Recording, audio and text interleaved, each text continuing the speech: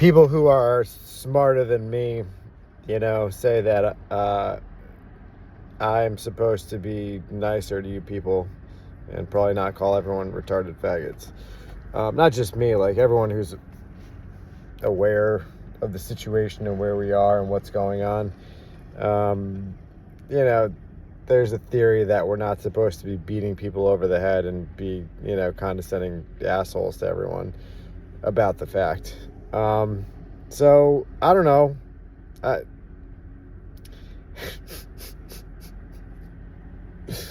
I'm kind of over the patience part, where we told you and you guys are still not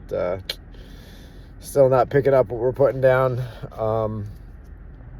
But so the corruption, I think, is indefensible in the sense that RICO applies across the board to every government agency, every law enforcement, everyone operating under the color of law who's violating the people's rights needs to be held accountable, placed under the microscope to the fullest extent of the law, regardless of their gay 2030 Depop agenda and whatever else they're doing. But I was just listening to David Icke, and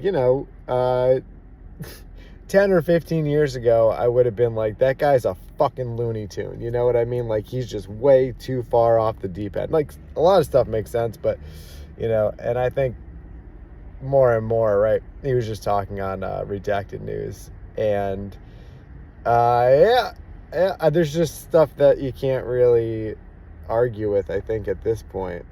For example, politicians in power who are blackmailed to be there. I don't think anyone is going to dispute that, right? Because you can go look up bribery cases and people who have taken money for ABC reasons. I don't think there's any dispute because you can go back and look at the FBI and see that they've been abusing their powers to survey and spy on the American people. It's not, I think what people are overlooking is the organization, how well this operation is funded, supplied, organized. I mean, just think about fantasy football, right? Now, imagine if you are, a Rothschild or one of the Illuminati bloodlines and you have all this money and you're an evil piece of shit. You're fantasy footballing it, right?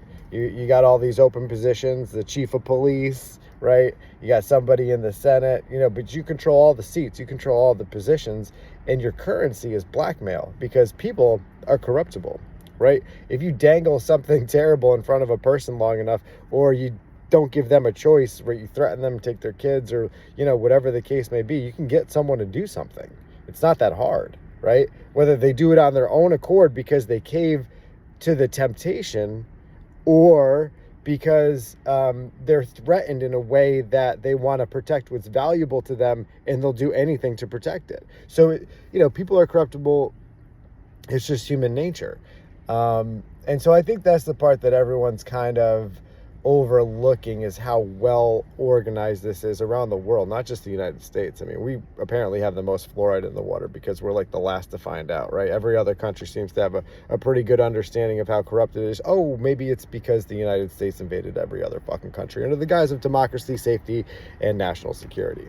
But what do I know?